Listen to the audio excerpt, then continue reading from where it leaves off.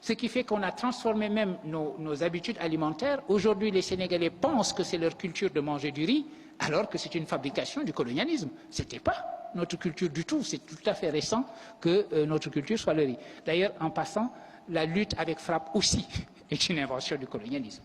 Vous savez, c'était un colon particulièrement terrifiant qui aimait beaucoup faire se battre entre eux et les Africains, et il trouvait que la lutte n'était pas suffisante. Il fallait épicer cela en leur demandant d'échanger des coups de poing nus, et aujourd'hui nous disons que c'est notre tradition. Enfin, les traditions se fabriquent.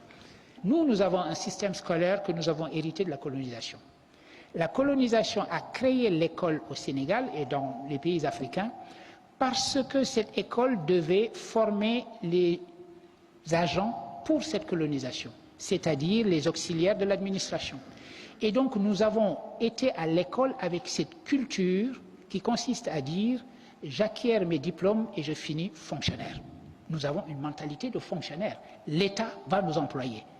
Un jeune qui sort de l'université et qui est employé par le système fédéral américain, il considère que c'est un échec, que c'est une perte de temps. Il peut commencer à la rigueur en travaillant pour l'État américain, en enseignant par exemple, en étant pour Teach for America, mais son plan de carrière, c'est de partir de là le plus vite possible pour se mettre à entreprendre et pour créer sa propre affaire et faire ce développement. C'est donc une mentalité qui est radicalement différente. Et pourtant, ces jeunes-là, effectivement, vous avez raison de dire, il n'y a aucune différence entre eux et nous. Je dis nous parce que j'ai été moi-même élève ici. Nous sommes même, nous autres Sénégalais et nous autres et Français, parce que nous avons hérité du système français, en principe, nous sommes même plus forts qu'eux. Notre système est tellement exigeant qu'à niveau égal, après le bac et dans les toutes premières années de l'université, nous sommes plus forts que les Américains. Mais très rapidement, ils deviennent infiniment plus forts que nous, précisément à cause de cet état d'esprit. Ça change radicalement. Un Français qui sort des classes préparatoires, vous le menez dans une université américaine, il plane sur tout le monde. Dès qu'il a fini ses études d'undergraduate, il se retrouve à l'arrière de la classe et c'est les autres qui sont devant lui. Parce que les autres ont été élevés dans cette idée d'entreprendre, d'essayer et d'avoir cet esprit d'innovation permanent. Et c'est donc cela que nous devons essayer d'insuffler également dans nos formations. Avoir les qualifications les plus pointues, mais également avoir la capacité d'entreprendre. Une étude de l'IFAN qui vient de sortir, qui a fait une enquête auprès des jeunes de 15 à 35 ans, je crois, et il s'avère que 75% de ceux-là disent que leur souhait, c'est de pouvoir partir de ce pays dans les années qui vont venir. C'est terrible. C'est terrible, non pas seulement parce qu'ils veulent partir, mais pour traduire l'état d'esprit que ça signifie. Ce que cela signifie, c'est que vous avez une population qui est atteinte dans sa capacité d'initiative elle-même. Être atteint dans son corps, c'est grave, c'est suffisamment grave. Mais être atteint dans sa capacité de réagir à ce qui vous arrive, c'est pire. Et c'est ce que disait quelqu'un comme Aimé Césaire dans les années 56. Ce qu'il reprochait à la colonisation, c'était moins d'avoir occupé nos pays que d'avoir, dit-il, créé une crise de l'initiative. Et la vraie réponse à la colonisation, ce n'était pas seulement la décolonisation pour lui, c'était également l'idée de reprendre l'initiative et d'avoir l'impression qu'en bonne prospective, l'avenir est quelque chose que nous pouvons nous-mêmes forger de nos propres mains. Et c'est cette idée qu'il s'agit de restituer à notre jeunesse. Et ici, Léopold Sédar Senghor va jouer également.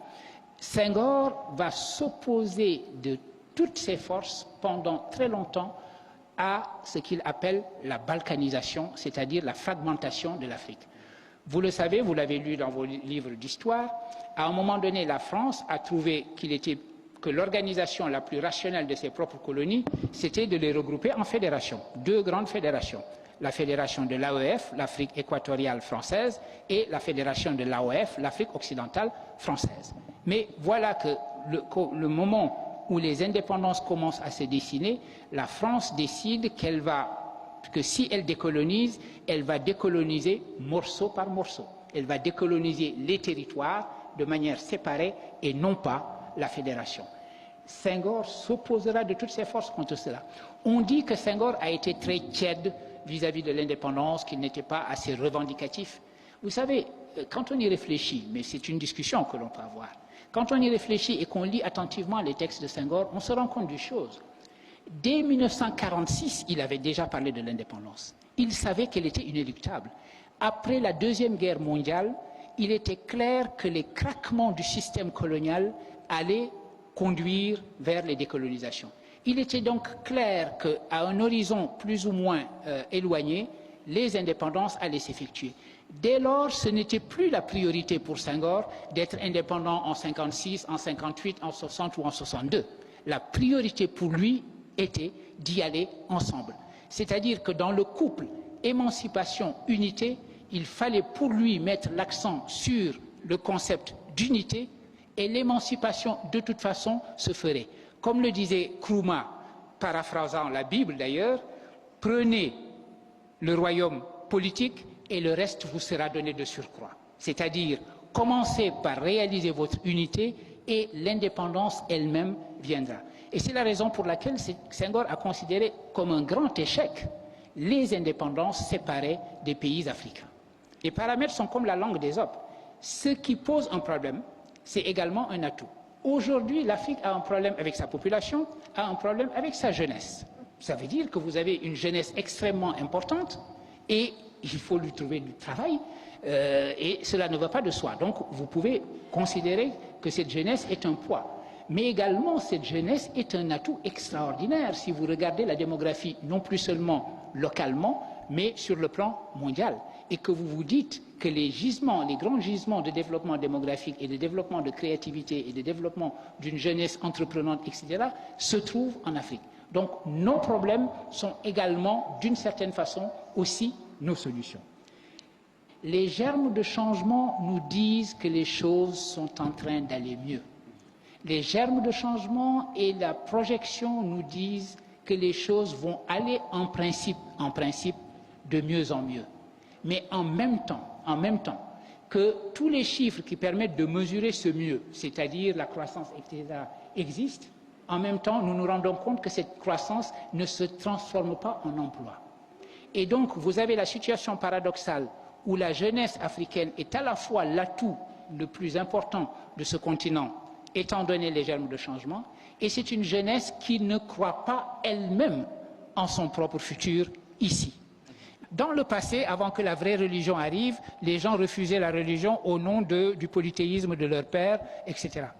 Mais si vous entendez cette phrase comme nous parlons de nous, aujourd'hui, de temps en temps, nous avons la tendance à transformer notre propre tradition en une espèce d'idole et de divinité, sans comprendre que cette tradition, elle nous appartient, elle est notre héritage, et qu'il nous appartient de lui donner signification par les actions que nous entreprenons aujourd'hui. C'est cette mondialisation aujourd'hui des connaissances, des intelligences, etc., il faudra compter avec. Et il n'y a aucune raison que l'Afrique soit en dehors de ce circuit. Donc il faut que vous sachiez que le brain drain, ça va encore continuer sur au moins une génération. Il arrivera un moment où cela va s'inverser, parce que c'est le cas en Chine et c'est le cas en Inde. En Chine et en Inde, les choses sont en train de s'inverser. Les étudiants sont en train de préférer faire leurs études à l'université de New Delhi. Ils ne vont aux États-Unis que quand ils ont raté le concours d'entrée à l'université de New Delhi, qui leur semble meilleur que la plupart des universités américaines aujourd'hui. Et par ailleurs, les gens rentrent. Mais même quand ils étaient dans ces meilleures universités américaines, ils s'arrangeaient toujours pour garder des liens avec leur pays d'origine. L'idée que la vraie fidélité est dans le mouvement. La fidélité à notre tradition, à notre pensée et à qui nous sommes sera réelle si nos actions nous sont dictées non pas par cette tradition, mais par le futur que nous souhaitons. Et c'est sur cette idée-là que je comptais terminer mon propos. Je vous remercie infiniment de l'avoir écouté.